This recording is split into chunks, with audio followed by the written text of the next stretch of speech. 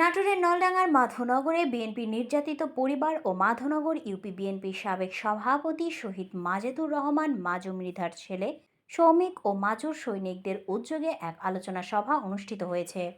নাটোর জেলা প্রতিনিধি জানান, বুধবার সন্ধ্যায় মাধবনগর ইকরা ক্লাবে এই আলোচনা সভা অনুষ্ঠিত হয়। আলোচনা সভায় হাইব্রিডদের নিয়ে চাঞ্চল্যকর তথ্য ও দলের নাম ব্যবহার করে যারা দলের ক্ষতি করেছে তাদের হুঁশিয়ারি দেয় নির্যাতিত পরিবারের সদস্যরা। আলোচনা সভায় মাধবনগর ইউপি বিএনপি সাবেক সভাপতি শহীদ মাজেদুর রহমান মাজু মৃধার ছেলে তাহমিদুর রহমান সৌমিক, আলাউদ্দিন মেম্বার, হান্নান মোল্লা বক্তব্য রাখেন। তারা বলেন, ছাত্র জনতার আন্দোলনের পর আওয়ামী লীগ পতনের 1 বছর পার হয়েছে, তবুও নেতাদের বারবার বলার পরও বিএনপির ক্লাবটি সংস্কার হয়নি। শুধু প্রোগ্রামের সময় কর্মীদের একত্র করা হয়, প্রোগ্রাম শেষ হলে কেউ আর কাউকে চেনে না। কর্মী ও দলের প্রতি তাদের কোনো দায়িত্ব নেই। তারা স্বেচ্ছাশ্রমে এই ক্লাবটি সংস্কারের উদ্যোগ নিয়েছেন। স্থানীয় স্বার্থলোভী নেতারা তারেক রহমান, রুহুল কুদ্দুস তালুকদার দুলু সহ কারোর কথাই মানছে না।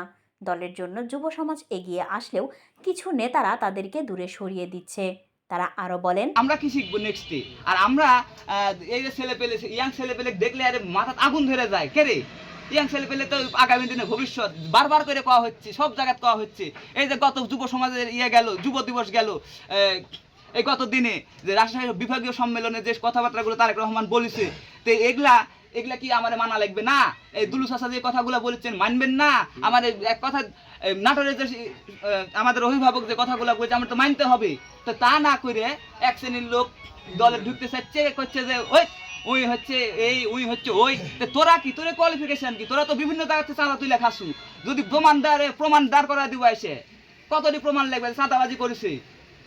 তো আমাদের সিনিয়রের কাছে একটা আপনারা আমাদের ভালো উদ্দেশ্যে দিবেন, আমাদের কোনো ভুল হলে আপনারা চট দিবেন পারলে, কিন্তু কোনো অন্যায় যখন হবে, আমরা যখন প্রতিবাদে দাঁড়াবো, সেখানে আপনাদের সাথে থাকতে হবে।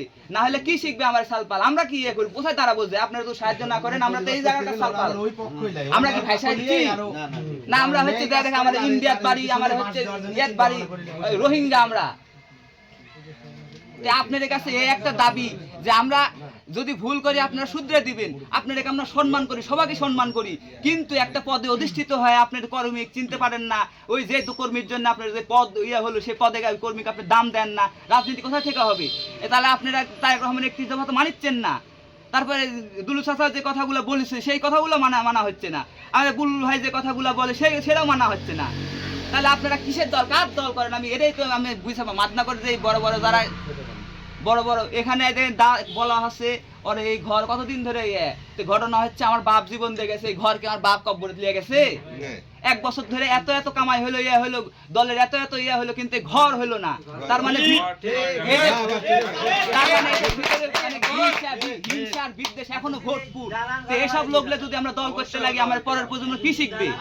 আপনারা বলেন, পরের প্রজন্ম কি শিখবে? যুব সমাজের ছেলে পেলে ঢুকতে চায়, এরা এক পক্ষ ঢুকতে দেয় না। মনে হয় যে এরা ঢুকলে এরা সব খায় নিবে। কেরে রাজনীতি কি কারো বাপের নিজস্ব সম্পত্তি? একটা নতুন লোক আসছে, তাকে ঢুকতে দিতে হবে না? তাহলে রাজনীতি বাড়বে কিভাবে? লোকজন বাড়বে কিভাবে? আর আমার লোকজন না থাকলে এক পক্ষ এসে আমার একেবারে লোকজন যখন কম থাকবে, আমার দেখা যাচ্ছে হকের কথা লোকজনই নাই, এক পক্ষ এসে কিন্তু আমার ডলে ফেলে দিবে পিঠে। আমরা সেখানে দাঁড়াইতে হবে। তো এখন দেশের যা পরিস্থিতি, তো এখানে যে আমার সাথে আচরণ করা হচ্ছে, আমি অবাকই হয়ে যাচ্ছি যে কেরে আমরা কোন ফ্যামিলির সালপাল।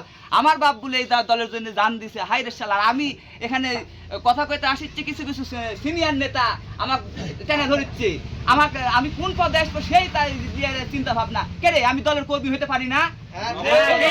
এই যোগ্যতা নাই আমার। এখন এই আপনারা কি বলবেন? আর এটা নিয়ে আমি উপর মহলেও যাবো, দেখবো যে দল আসলে কোন থিওরি চলে। দল কি ওই 5 আটা দিয়ে চলে, না দল খালি জনগণ দিয়ে চলে? আমি এটার এক প্রশ্ন আপনার কাছে রাখলাম, উপর মহলে যাই এই কথাই বলবো। আর আপনাদের সাথে লাগবে আমার এদের যারা নেতৃস্থানে যারা আছেন, তারা কি মনে করে এটা আমি মুখের ভাষায় বলতে পারছি না। কারণ এনারা উপর লেভেল থেকে জেলা লেভেল থেকে পর্যন্ত এদের এ পর্যন্ত 3-4 বার তাদেরকে একটা মিট করে দিল, এরা এক জায়গায় বসতে পারলো না। আমার দলের কি কাম হবে? এদের দিয়ে দলের কি উন্নয়ন হবে? এই যে আমার ভাতিজা যে কথাটা বলেছে অতিও সত্য। এই যুব সমাজ যখনই দলের কাছে জায়গা দিচ্ছে, তাদের ভাগের সমস্যা হবে না কিসের সমস্যা হবে? এই সমস্যা নিয়ে তারা বেশি করতে আছে। এই পর্যন্ত সামনে নির্বাচন, এই নির্বাচনের আগে এ পর্যন্ত ইনারা একত্রিত হয়ে বসতে পারলো না, এবং তাদের যে ভাষা, তাদের যে ভাব, আমরা দল কিভাবে আগাবো, কিভাবে কি করবো, এটা নিয়ে কোনো আলোচনা নেই। তাদের দল এখন খালি যখন নাটোরে একটা জনসভা, রাজশাহী জনসভা, বিভিন্ন জায়গায় জনসভা, তখন কয়ে হয় তোমার ইয়ে করো, তুমি লোকজন নিয়ে আসো, এই তুমি লোকজন নিয়ে আসো, লোকজন নিয়ে গেলাম, তার জনসভা হয়ে গেল, আর কোনো কথা নাই। মাত্রা কাটলিয়া সচিব সাহেব একটা বিষয় করেছে, আমাদের ডাইকে নিয়ে গেল বুলবুল ভাইয়ের কাছে, নিয়ে যাওয়ার পরে ওখানে যে নোটিশ ছেড় দেওয়া হলো, পরে এসে কার্ড হয়ে গেল, এ পর্যন্ত আমাদের আর কোনো দরকার নেই।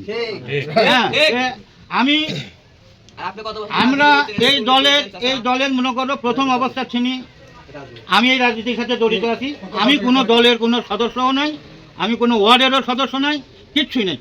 এক মাজু ভাইয়ের আমলে আমাকে হলো ওই ইউনিয়ন সাংগঠনিকের সহ সাংগঠনিক হিসেবে একটা নাম বলে রাখিছিল, আমার এটা জানা। তারপরে ছিনে আমার আর কোনো এই দলের কোনো ছায়া নেই। তবে আমি দলে ভালোবাসি, আমার পরিবার নিয়ে আমরা দলে ভালোবাসি, এবং আমার 3 নম্বর ওয়ার্ড এই আন্দোলনের মধ্যে আমরা বিএনপিকে আমরা ফার্স্ট করে দিচ্ছি, কিন্তু আমাদের কোনো মূল্যায়ন নাই, আমাদের চিনেই না, এই নেতারা আমাদের চিনেই না। হ্যাঁ, মাজু ভাইয়ের সঙ্গে আমাদের এই খাদের ক্যানেল নিয়ে 5-6টা মামলা, সে সময় মাজু ভাই মাননগর ইউনিয়ন বিএনপির সভাপতি, কোর্টে গেছি, 7 কেজি বাদাম নিয়ে এসে আমার ডাইকে নিয়ে এক জায়গায় বসে থেকে আমরা খাচ্ছি। বলছে আমি মামলা করছি আমার কাগজ নিয়ে, আমরা মামলার আসামি হয়, তোমরা জবাব দিবে কাগজপাতি নিয়ে, ওটি যা রায় হবে তাই হবে, আমরা তো এক দলের লোক, আমরা এক জায়গায় বসে খাচ্ছি। এরকম তার আচরণ ছিল, দলের নেতা হলে বলে ওই রকম আচরণের দরকার। হ্যাঁ, দলের ব্যাপারে ঐক্যবদ্ধ হতে হবে। আমি সবার কাছে অনুরোধ করবো, একটু রিকোয়েস্ট করবো, নেতারা মাননগর ইউনিয়নের নেতারা যেভাবে চলুক, ওইদিকে না তাকায়, এই সামনে যে নির্বাচন আসছে, দুলু ভাইয়ের হাতকে শক্তিশালী করতে, তারেক রহমানের হাত শক্তিশালী করার জন্য আমরা ওগুলার কিছু মনের মধ্যে না রেখে নিঃস্বার্থভাবে আমরা দলের জন্য কাজ করে যাবো। হলো না, তাহলে বিএনপি সভাপতি সেক্রেটারি সাংগঠনিক তারা কি কাজ করছে? কাকু করবে না, দিবে না, ওরাও করবে না। আলোচনা শেষে মাধবনগর বাজারে একটি মিছিল করে নির্যাতিত বিএনপির কর্মীরা। ভাই ভয় নয়।